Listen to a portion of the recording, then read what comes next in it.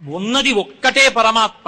ఆ పరమాత్మ ఆయా అవసరములను బట్టి ఆయా రూపములతో ప్రకాశిస్తూ ఉంటాడు.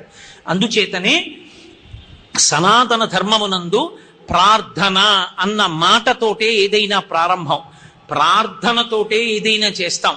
నేను మీతో ఒక విషయం మనవి చేస్తాను, జాగ్రత్తగా వినండి. సనాతన ధర్మమునందు అత్యంత ప్రధానమైన అంగములలో పూజ అనబడేటటువంటిది ఒకటి.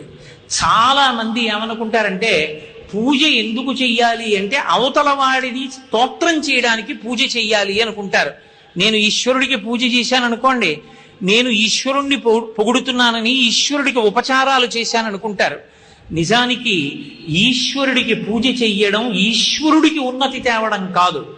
ఎవడు పూజ చేశాడో వాడు పూజార్హుడు అవుతాడు, వాడికి పూజ జరుగుతుంది లోకంలో. ఎలా అంటారేమో, నేను మీకు ఒక ఉదాహరణ చెప్తాను.